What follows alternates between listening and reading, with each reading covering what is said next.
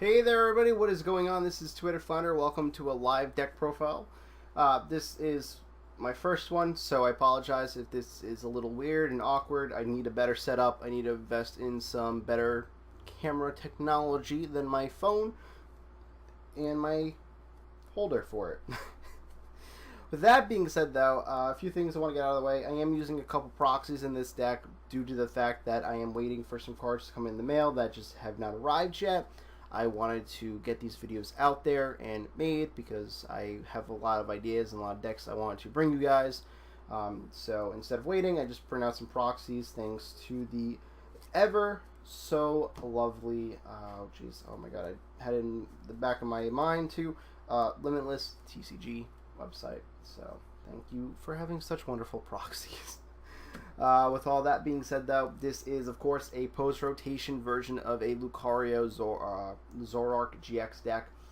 It had a very brief amount of success, and then it was just outshined by Buzzwole.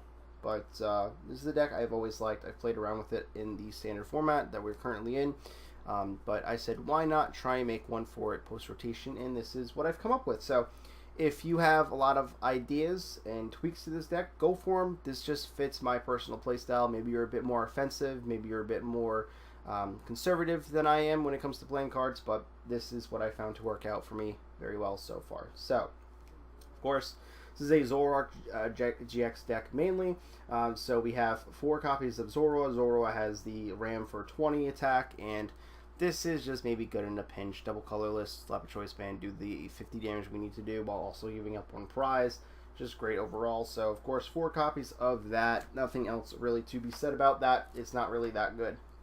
Then we have 4 copies of Zoroark-gx. So, what Zoroark-gx does is, well, it has the highest HP for the deck, tied with lucario-gx, but it has the trade ability. We're going to a rotation where we're losing a lot of powerful supporters. We're losing N and Sycamore mainly. We're being left with Cynthia, but still, we're going to need some better draw. We're losing Octillery. We're left with Zoroark and some weird ones, but mainly Oranguru with Instruct. So Zoroark is probably the better of them because very usable attacker, does a lot of damage. And what's great is we're losing Parallel City, so we don't have to worry about our opponent limiting our bench unless they're playing a copy of Roadblock Sudowoodo, which I don't really think is going to be seeing too much play due to the fact that we're only going to lose 20 damage from our attacks, and we're easily going to be able to hit 130 with a choice band still regardless. So with that being said, I think that this is a fantastic card overall. It's going to get clean to it knockouts, and then plus a lot of the tools we have in this deck are going to ensure that we don't get knocked out or really annoy our opponents enough to the point where they might just scoop butt. Yeah, trade is a great attack ability, and Rider being a fantastic attack. We're never going to use the Trick Sticker GX attack because we have no Dark Energy in the deck, but regardless, still very, very solid. So, of course, playing 4 copies of riolu. This is the one with the tech. This is probably the best one. I'm not sure if we have another one in standard format, but the tech is great. So, flip a coin. If heads, prevent all effects of attacks, including damage done to this Pokemon, during your opponent's next turn. So why this is important is due to the fact that if we lead off with this and nothing else and we have no good supporters, we have a way to stall. Maybe later in the game we know our opponent doesn't have a Guzma, they have a very low hand size, something like that. We have Detect, stall them out for a turn. It's very, very usable and very, very great. Jab does 10 as well, so if we have to hit something that's fighting weak, then that's an easy energy attachment, I guess. But we're probably not ever going to rely on Jab. So, we're playing 3 copies of Lucario-gx. Obviously, the main attacker of the deck. What this one does is when we evolve from Riolu for the turn, as long as we have a fighting energy attached and ready to go, it'll do 30 plus 90, so essentially hitting for 120, which of course is the maximum output Zoroark is going to be doing with a full bench. So yeah, this is really solid, super good, great, just additional attacker that does a good amount of damage. Aura Strike, very, very solid. But we also have Cantankerous Beatdown. It does 30 damage for each damage counter on this Pokemon, so a lot like the Tauros GX attack, but I think this one is a lot more solid because we can actually hit for super effective damage on something. But What also is very important here is we probably want to combine this with like attacking with Zoroark for the turn, getting enough damage, then retreating out into Lucario, picking off with a knockout. We get hit back as long as we have like 5 damage counters on us. We're gonna probably get a return knockout. So if they want to be aggressive, try to do a lot of damage to Lucario, then we're probably taking another big knockout. Maybe we're just taking 4 prize cards in the first couple of turns. I think that's super solid, very, very super solid. Synergy, great card, whatever you want. It's fantastic. Next up, we got 2 copies of Rockruff. Yes, this is also a Oranguru-gx deck. So I'm running this copy of Rockruff because I love Sad Rockruff, obviously. No. The 70 HP on it is really, really solid. It's going to allow us to take a few more hits. Definitely does a lot better against something like Buzzwole. And then Surprise Attack is very strong. Yes, it's a coin flip, and we might flip tails and do nothing. But it's very, very strong, and if we really need it in a pinch, it's there for us, and maybe this is going to help us deal with Hoopa, because Hoopa is going to be very, very annoying. So obviously we got 2 copies of Lycanroc-gx, the one with the Bloodthirsty Eyes ability. What this does is essentially Pokemon Catcher, Lysander effect, our opponent's bench Pokemon to the active spot. Maybe we want to play Guzma for the turn, maybe we got to get cards, but we also want to bring up something for a knockout. Just great. And also great synergy with this and Zoroark, due to the fact that Zoroark needs Pokemon on the bench, and we can take advantage of that by also having an ability. Not to mention that Claw Slash gets the job done when it needs to be done, and Dangerous Rogue-gx is probably the preferred GX attack of the deck. This attack does 50 damage for each of your opponent's bench Pokemon, so as long as they have 4, we're hitting for 200.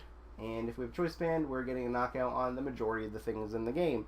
So this is ideally great against Guardy. They're going to be setting up a lot of energy to deal with our Zoroarks that don't take too much damage from Guardy, due to the fact that we don't play too much energy on Zoroark and they have to hit 210 damage for a knockout. So we just go in, we attack them, and all of a sudden they lost a whole lot of energy and one of their main attackers. So things like that, very, very important and good.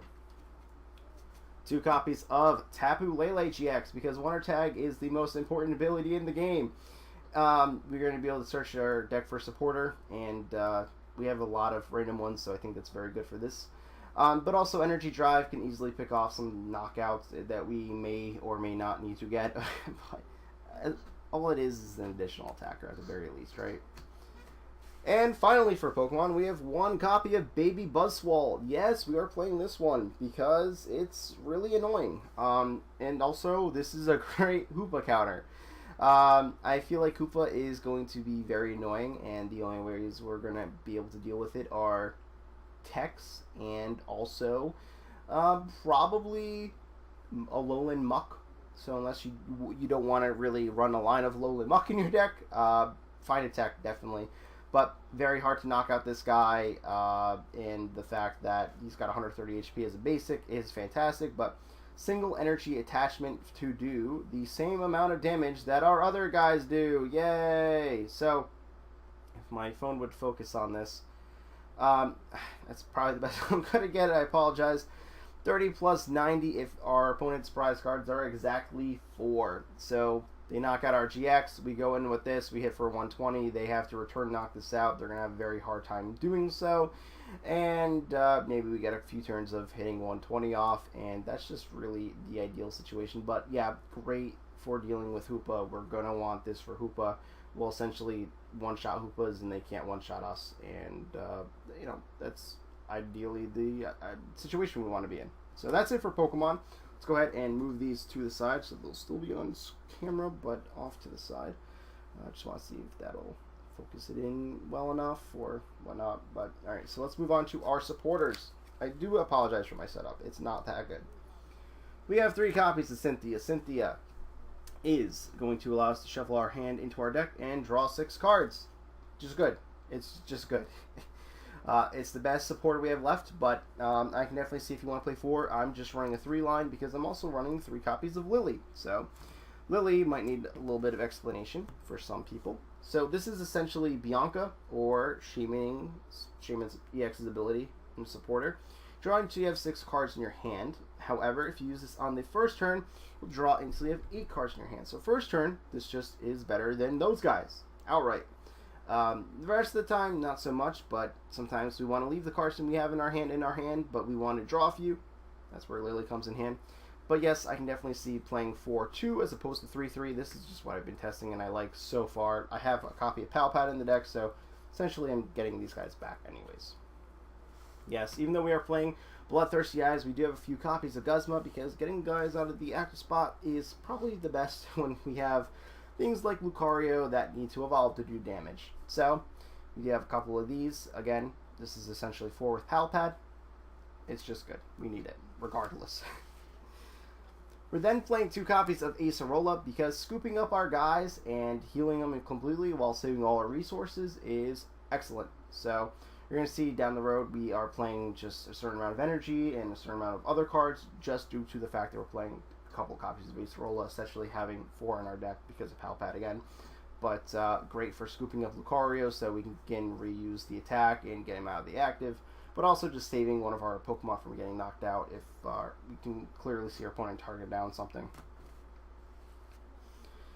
And lastly, for supporters, we're playing 2 copies of Tate and Liza. So this is a card that's actually coming out in, I want to say it's Celestial Storm or something. It's the new set that is coming out right before Worlds and is going to be the newest set for the post-rotation format. I apologize, I can't think of what it's called. However, yeah, this is a fantastic card. It's very versatile, and I think it's going to see play in quite a bit of decks. So, you choose one. Shuffle your hand and draw into your deck, and then draw 5 cards. Essentially, Shauna. Shauna didn't see a whole lot of play, but we also had cards like N and Sycamore, so why would Shauna see a lot of play? But then we also have the Switch effect, which is literally just playing Switch. Switch your Pokemon with one of your bench Pokemon, your active. So, we have a deck that maybe we want to get some of these guys out of the active spot. Maybe they went down to 3 prize cards and Buzzwall's no longer good, but we're stuck in the active spot with it. We want to remove that. Lucario-gx, maybe we want to get Zoroark out of the active without having to discard double colorless because we don't have special charge anymore. So things like that. I like this card a whole lot, and we are playing 2 copies of it. Very versatile, and I love that about it. So, next up, we're playing 3 copies of Choice Band. This is our preferred tool card of the deck. Not really a whole lot left, but this is what's going to allow us to do more damage, pick up those cheeky 2-hit knockouts and whatnot, and just kind of deal with everything else. And this is very, very important for our damage output as well. Because why not hit 150 instead of 120? We have 2 copies of Brooklet Hill. Search your deck for water or fighting basic Pokemon, put it on your bench. This is a great way to just have a surprise Buzzwole turn.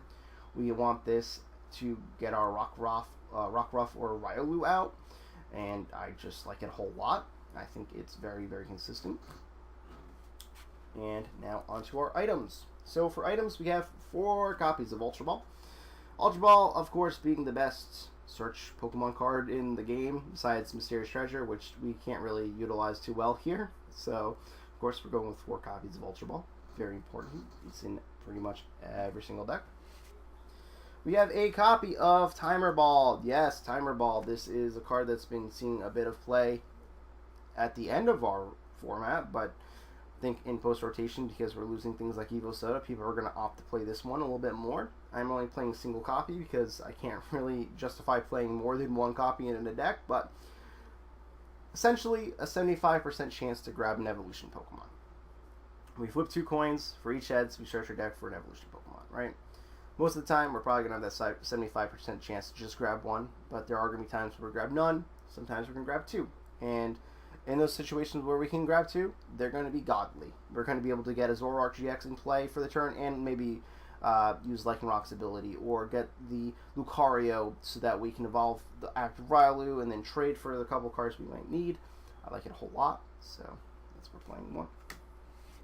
Next up, we're playing 3 copies of Super Scoop Up because this is a deck that wants to pick up Lucario and re-evolve them, but also great for just denying our opponent knockouts, and maybe we want to bench something else, but we have Lele taking up some bench room. Maybe we want to use Lele again so we can wonder tag for a supporter that we might need.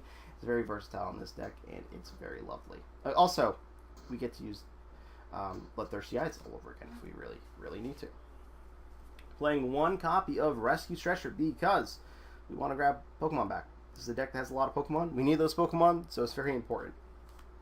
We have a copy of Palpad because we're going to want to shuffle in a lot of these powerful supporters. Seriously, we want Acerolas back, we want Guzma's back, we want to reuse Cynthia or Tate and Liza, so Palpad, super important. Going to be a very good card. You can see that in pretty much every deck from this point on.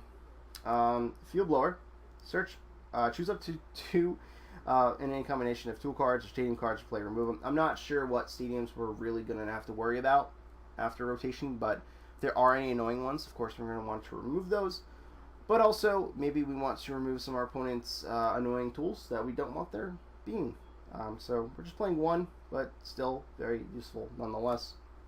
So this last card for my items might be interchangeable with another card, which I will show you in a second, but I have found that this is more useful in most situations than having a card like Pokemon Fan Club.